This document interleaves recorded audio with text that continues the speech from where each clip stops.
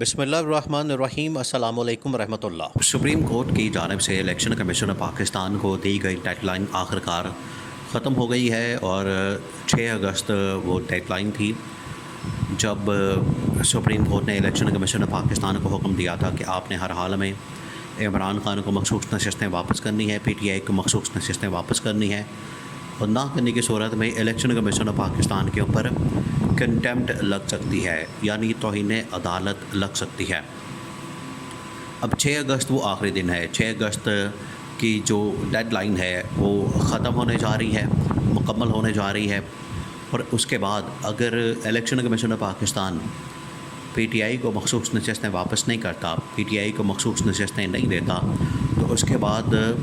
جو election commission Pakistan ہے یہ پورا کا پورا فارغ ہو جانا ہے، بلکہ یہ حکومت بھی فارغ ہو جانی ہے اور گورنمنٹ بھی فارغ ہو جانی ہے۔ تو اب معاملات بڑے نازک صورتحال کی طرف جا رہے ہیں، اور جو سچویشن بننے جا رہی ہے، جو سیناریو بننے جا رہا ہے، وہ بڑا خطرناک اور خوفناک ہے۔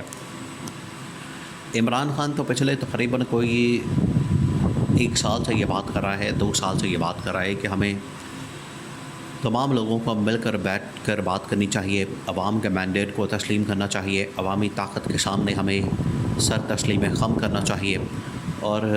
عوام کا مقابلہ نہیں کرنا چاہیے، عوام کے سامنے مزاحمت نہیں کرنی چاہیے،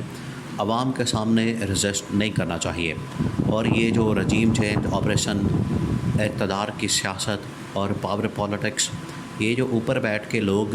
سارا اپنا کھیل کھیلتے ہیں، عوام کو مائنس کر دیتے ہیں، عوام کی کوئی نہیں سنتے، وہ چاہے مہنگائی کا مسئلہ ہو، بے روزگاری کا مسئلہ ہو، بجلی کے بلوں کا مسئلہ ہو، گیس کے بلوں کا مسئلہ ہو، کوئی بھی مسئلہ ہو، عوام کی سنوائی نہیں ہوتی۔ تو جب اس طرح کی طاقتیں، اس طرح کی حکومتیں، اس طرح کے لوگ اقتدار کے اندر بیٹھتے ہیں، اس طرح کا سیٹ اپ اور اس طرح کا نظام بیٹھتا ہے، آتا ہے، اقتدار سنبھالتا ہے، تو وہ زیادہ دیر تک رہ نہیں سکتا۔ اب یہ جو حکومت آئی ہے یہ بالکل اسی طریقے سے فارم 47 کی جعلی حکومت ہے، ایک 2 نمبر حکومت ہے، اور جعلی طریقے سے حکومت بنائی گئی ہے۔ یہ زیادہ دیر تک رہ نہیں سکتی، آخرکار اس کو گھر جانا پڑے گا، اور گھر جانے کا وقت آ گیا ہے۔ ڈیڈ لائن مکمل ہو گئی ہے، ڈیڈ لائن کا آخری دن شروع ہو گیا ہے، اور اس کے بعد الیکشن کمیشن پاکستان اگر اس حکم کے مطابق جو سپریم کورٹ نے دیا ہے، مخصوص نشستیں پی ٹی آئی کو واپس نہیں کرتے، تحریک انصاف کو واپس نہیں کرتے، تو اس کے بعد اس حکومت کا اور الیکشن کمیشن پاکستان کا چلنا ناممکن ہو جانا ہے۔ دیکھیں، یہ 2 سچویشن، 2 سیناریو اس میں سے ڈیولپ ہو رہے ہیں۔ ایک تو یہ کہ اگر، اور دونوں صورتوں کے اندر یہ سیٹیں دے کے بھی، یہ سیٹیں نہ دے کے بھی، اب اس نظام کا چلنا ناممکن ہو گیا۔ اگر فرض کریں یہ سیٹیں دے دیتے ہیں، عمران خان کو واپس مل جاتی ہیں، پی ٹی آئی کو واپس مل جاتی ہیں، تو پھر کیا ہوگا؟ پھر عمران خان کسی وقت بھی اس حکومت کے خلاف عدم اعتماد کر دے گا۔ جو گورنمنٹ ہے اس وقت وہ اعتماد کھو دے گی، اس کے پاس نمبر گیم پورا نہیں رہے گا، اس کے پاس جو نمبر گیم ہے وہ کم ہو جائے گا، ختم ہو جائے گا۔ ایک تو ویسے ہی وہ لولی لنگڑی حکومت ہے، اور پکڑ دکڑ کر کے مانگے تانگے کے لوگوں کو بٹھا کے حکومت بنائی گئی ہے، پارٹیوں کو جمع کر کے حکومت بنائی گئی ہے۔ تو جب یہ ان کے پاس مخصوص نشستیں بھی ختم ہو جانی ہے، تو وہ جو ان کے ایکسٹینشن کے پلان ہیں، جو ان کے ترمیم لانے کے پلان ہیں، اپنے لیے این آر او لانے کے پلان ہیں، وہ تمام کے تمام پلان جو ہیں وہ فارغ ہو جائیں گے، اور عمران خان کسی نہ کسی طریقے سے اس حکومت کو گھر بھیج دے گا۔ یہ پہلی بات۔ دوسری بات یہ کہ اگر سیٹیں واپس نہیں کرتے اور سپریم کورٹ کے حکم کے اوپر عمل درآمد نہیں ہوتا، تو پھر آپ کی سپریم کورٹ مکمل غیر مؤثر ہو جائے گی، سپریم کورٹ کی ویلیو ختم ہو جائے گی، سپریم کورٹ بطور ادارہ بالکل زیرو ہو جائے گا، الیکشن کمیشن پاکستان کے اوپر کنٹیمپٹ لگ جائے گی، اور حکومت کو سمجھ نہیں آئے گی کہ کس کے ساتھ کھڑا ہو، کیا وہ الیکشن کمیشن کے ساتھ کھڑا ہو، سپریم کورٹ کے ساتھ کھڑا ہو، اور اداروں کے درمیان براہ راست ٹکراؤ کی صورتحال پیدا ہو جائے گی۔ کیونکہ سپریم کورٹ سے یہ جو فیصلہ ہے یہ قاضی فائز عیسیٰ کا فیصلہ نہیں ہے، یہ اصل میں 8 ججز کا فیصلہ ہے، اور اس کے مقابلے میں 5 ججز ہیں جس کے اندر قاضی فائز عیسیٰ شامل ہیں۔ تو 8 ججز جس کے اندر اپ کمنگ چیف جسٹس منصور علی شاہ شامل ہے، اگر ان کے فیصلے کے اوپر عمل درآمد نہیں ہوتا تو اس کا مطلب ہے کہ عام آدمی جو مرضی کرتا پھرے، یہاں پر تو پھر خانہ جنگی ہو جائے گی۔ یہاں پر تو ملک کے اندر انتشار خلفشار پیدا ہو جائے گا، قتل و غارت شروع ہو جائے گی. کہ یہ ایسا ہی ہے کہ ایک فیصلہ آتا ہے سپریم کورٹ کا، پاکستان کی سب سے بڑی عدالت کا، اور حکومت ماننے سے انکار کر دیتی ہے، ادارے ماننے سے انکار کر دیتے ہیں. تو اگر ایک شخص قتل کر دیتا ہے اور اس کو بعد میں سزائے موت ہو جاتی ہے یا اس کے اوپر عمر قید لگ جاتی ہے، تو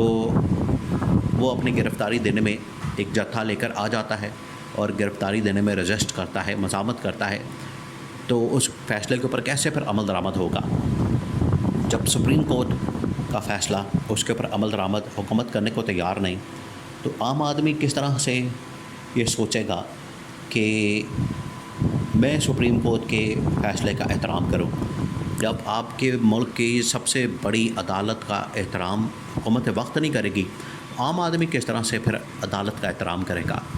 تو یہ صورتحال بڑی خطرناک اور خوفناک ہو جانی ہے. دونوں صورتوں میں حکومت کا جانا تو ٹھہر گیا ہے، لیکن یہ جو ڈیڈ لائن اب ختم ہونے جا رہی ہے، ڈیڈ لائن کا خاتمہ ہونے جا رہا ہے، اور وہ جو ٹائم فریم دیا گیا تھا، جو وقت دیا گیا تھا، وہ مکمل ہونے جا رہا ہے. اس کے بعد حکومت کے لیے رہنا ناممکن ہو جائے گا، اور عمران خان کو مخصوص نشستیں دینا ہر صورت میں، اس کے علاوہ ان کے پاس کوئی چارہ نہیں ہوگا، کوئی چوائس نہیں ہوگی. جب آپ اس طرح سے جعلی مینڈیٹ لے کر، جعلی اقتدار لے کر، مانگے تانگے کی سیٹیں لے کر آپ اقتدار کے اندر آئیں گے، تو ٹوٹل آپ 4 سے 6 مہینے نکال سکیں گے. آپ نے ججز کو مینج کرنے کی کوشش کر لی، ملک کو وسطائیت کے ذریعے سے، ڈکٹیٹرشپ کے ذریعے سے، ملک کو ایک آمریت کے ذریعے سے چلانے کی کوشش کر لی، لیکن اس کا نتیجہ آپ کے سامنے ہے. وہ ملک نہیں چل رہا، نہ حکومت چل رہی ہے، نہ ملک چل رہا ہے. تو اس طرح سے تو ایک گھر نہیں چلتا، تو ملک کیسے چلے گا؟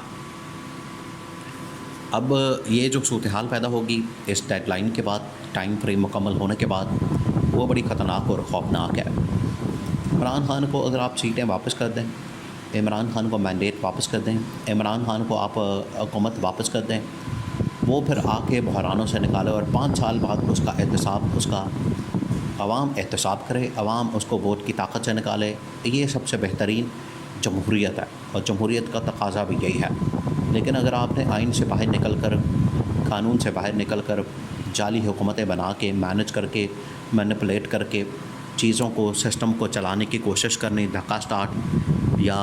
انہیں زور زبردستی کے ساتھ، تو پھر ملک نہیں چل سکے گا. پھر ملک اسی طرح سے تباہی اور بربادی کی طرف جائے گا، بیڑا غرق ہو جائے گا ملک کا. اور یہ شریف خاندان، سرداری خاندان، یہ پھر آخر کار بھاگ جائیں گے.